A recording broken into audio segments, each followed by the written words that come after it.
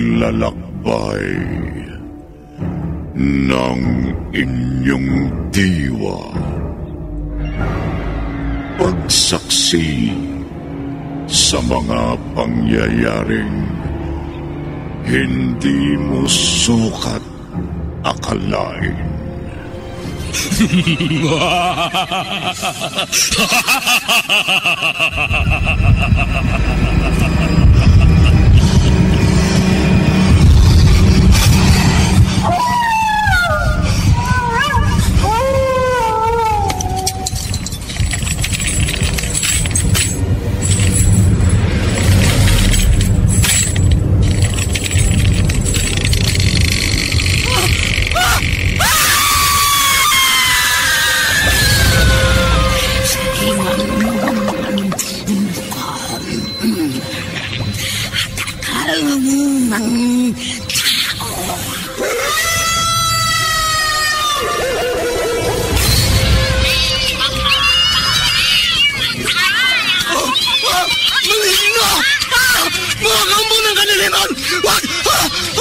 Huwag kayong lalapit sa akin!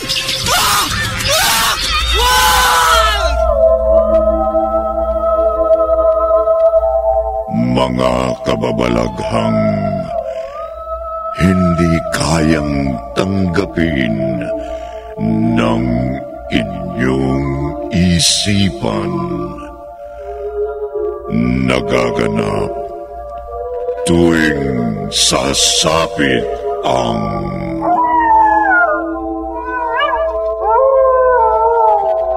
gabi ng lagi.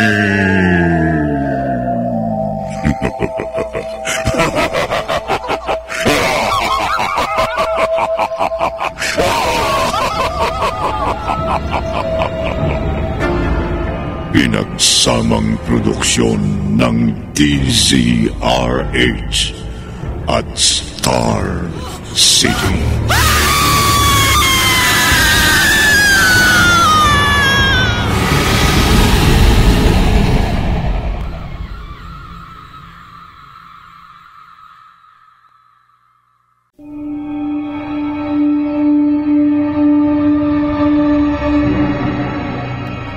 Magandang gabi, kaibigan. Kagabi, hindi na baril itatanik si Elmer dahil hinampas ni Beth ang ulo ng matandang lalaki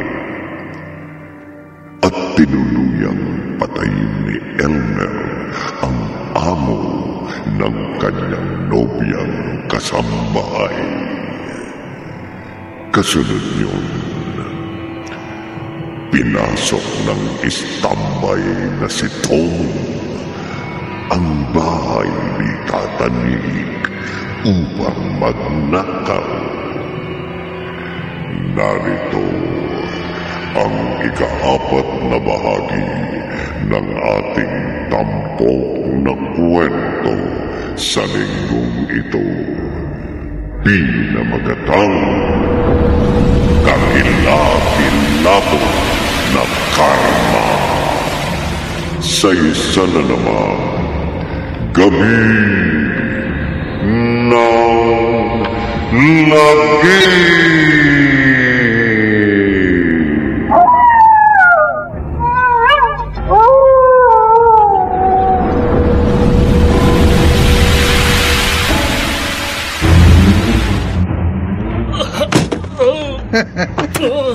Matibay ka ring ungas ka. Sa dami ng saksak ko sa'yo, sa pag-agos ng dugo sa malalim na sugat sa katawan mo, humihinga ka pa. Maawa ka sa akin. Ungas! Kung hindi kita naunahan, malamang katawan kong binurdahan mo ng saksak. Huwag mo akong patayin. Malas mo, akong naka-inkwentro mo. Ano ko ba? Ano ko pong mamatay? Wala akong binubuhay sa mga nakaka-inkwentro ko.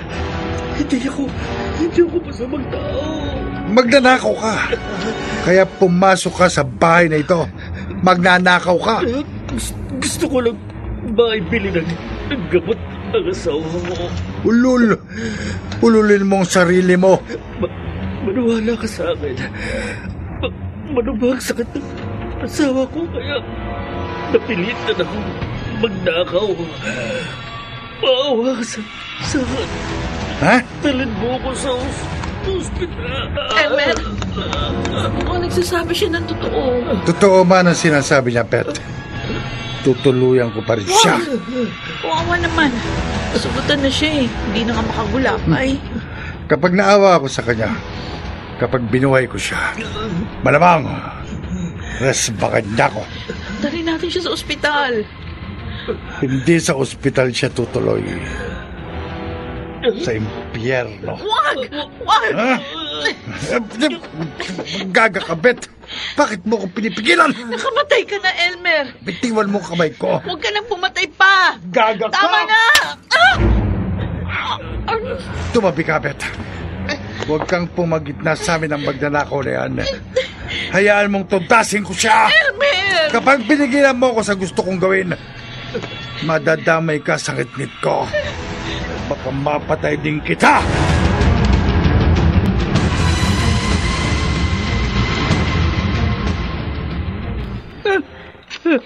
Day, sumasakit na naman po bang dibdib at likod ninyo? Hindi, Joy. Bakit po kayo napaiyak? Malalim na ang gabi. Kanina pa umalis ang itay mo. Pero hanggang ngayon wala pa siya. Baka parating na po siya. Ewan ko, anak. Ewan ko. Pero kinakabahan ako. At kinakabahan po kayo? Baka hindi na kami magkita ng itay mo.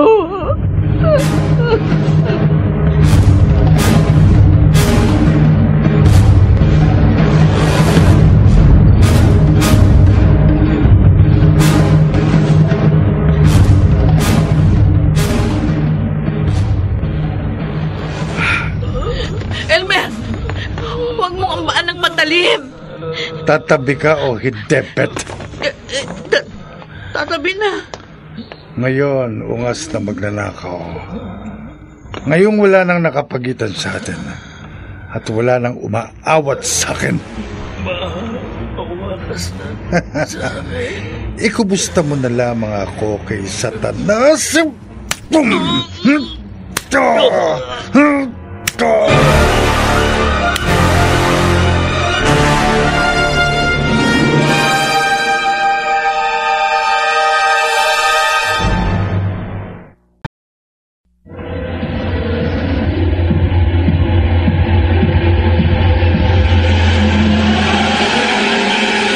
Balikan natin ang kasaysayang tampok sa linggong ito sa isa na namang Gabi ng Lagim.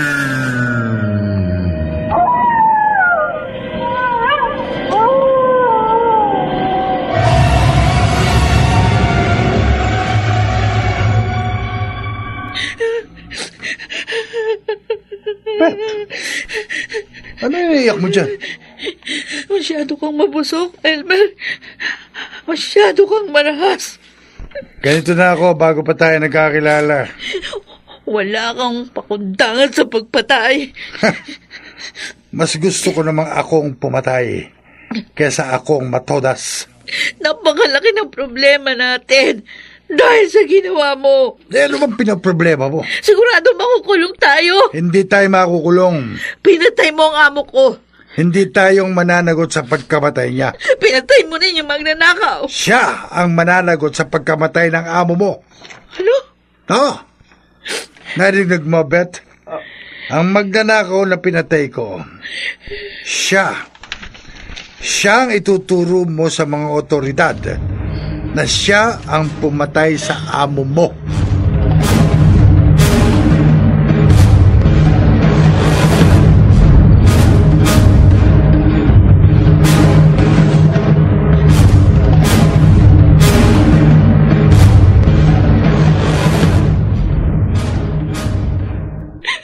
Huwag ka ngang umiyak.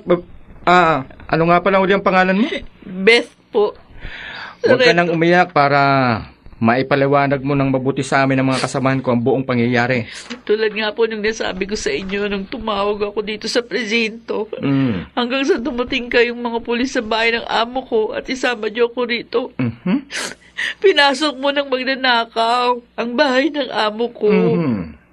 Nasaan ka nang pumasok ang magnanakaw sa bahay ng amo mo, Beth? Natutulog po ako dun sa servants' quarter. Ganun ba? Nagising po ako nang makarinig ng kalabog sa sala. Pagkalabas ko ng kwarto, nakita ko nakahandusay sa sala ang amo ko, duguan. Patay na at pugot ang kanyang ulo. Nasaan ang magnanakaw? Nakita ko po siyang patakas sa kusina. Hinabol ko nga siya para makilala ko at para mapigilan ko yung pagtakas. Pero inundayan niya ako ng saksak. Kaya nanlaban ako. Naagaw ko yung patalip. At paulit-ulit ko sinaksak ang magnanakaw na pumatay sa amo ko. Kung ganon, self-defense ang ginawa mo. Sargento. Ipinagtanggol mo lamang ang iyong sarili. Kaya wala kang pananagutan sa batas.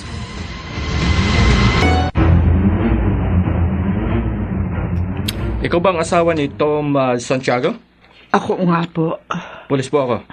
Opo, alam ko pong pulis kayo dahil naka-uniforme po kayo. Nanggaling ako sa bahay niyo. Pero ilang kapitbahay niyo ang nakapagsabing narito kayo sa ospital ng anak mo.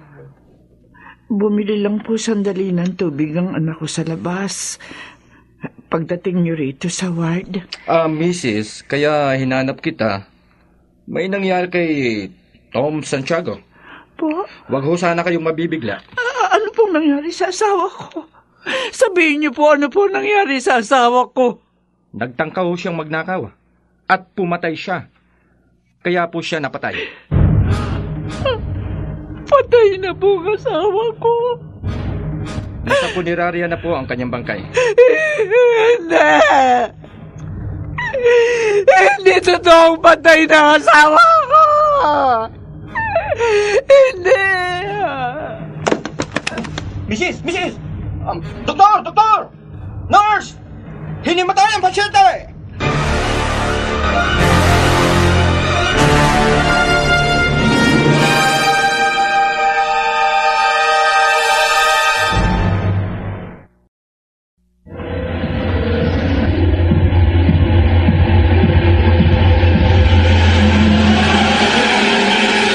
Balikan natin ang kasaysayang tampok sa linggong ito sa isa na namang Gabi ng Lagim.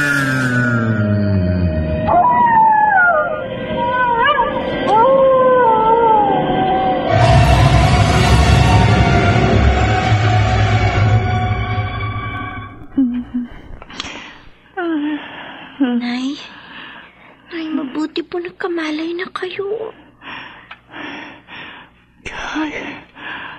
Mabuti narito ko na sa ward. Asan yung pulis? Yung pulis, nakausap ko kaninang wala ka rito. Umalis po kaninang wala pa kayong malay. May re-respondihan daw po kasi siyang away na nangyari malapit dito sa ospital. Pero babalik din daw po siya agad dito. Anak, sabi ng pulis, nagnakaw daw ang itay mo at pumatay. Kaya siya napatay. Ganon din nga po yung sabi sa akin kanina ng pulis. Bago siya umalis. Hindi totoo yun, anak. Hindi totoo yun. Hindi po ako naniniwala na magagawa ni Tay na magnakaw. Kahit mahirap ang itay mo, mabait yun. Takot sa Diyos. Hindi niya magagawang magnakaw. Lalong hindi niya maating pumatay. Ano na po ngayon? Wala na po, Itay. Paano na po tayo na?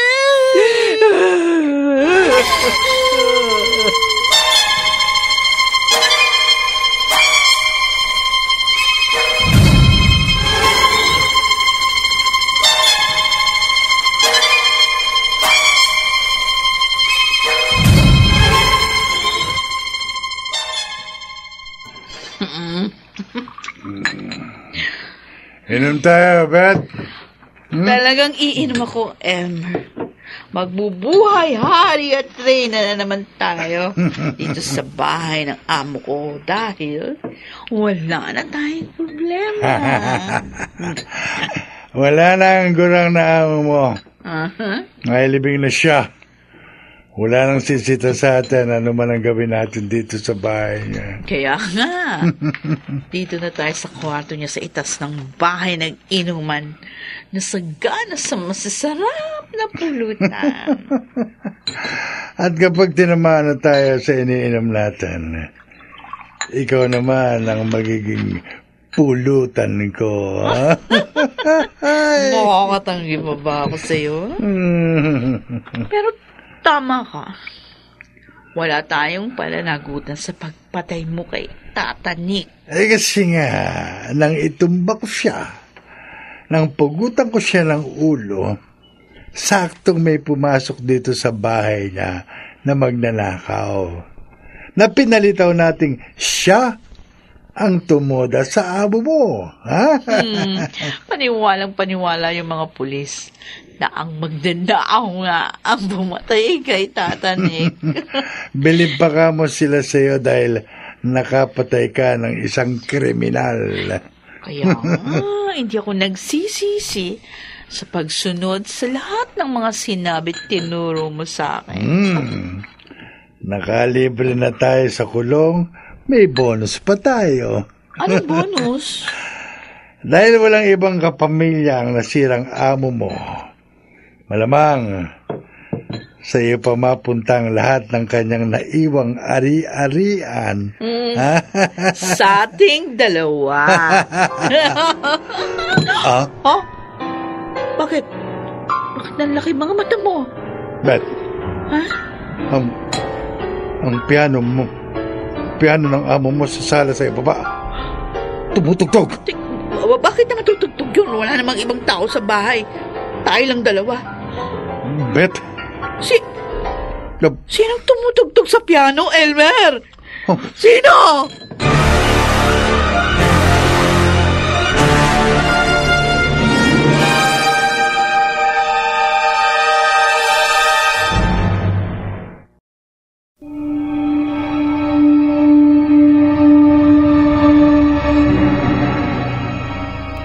Bakit tumugtog ang piano ng amo ni Beth? Napatay na.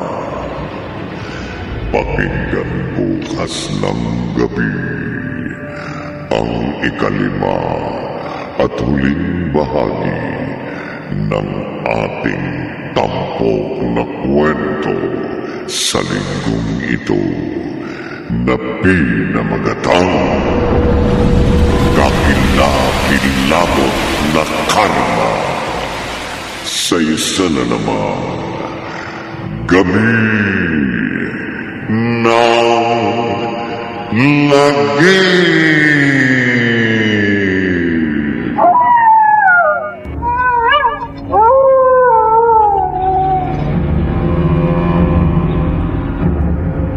Mga nagsiganap, Bobby Cruz, Rosana Villegas, Maynard Landicho Jr., Susan Robles, Phil Cruz, at Chiquit del Carmen Amor. Naglapat ng tunog, Delyong, sa musika ni Buboy Salonga. Supervisyong teknikal ni Bong Buyar at Eric Lucero. Isinulat ni Orly Aquino at sa direksyon Leonel Benjamin. Gabi ng Lagi.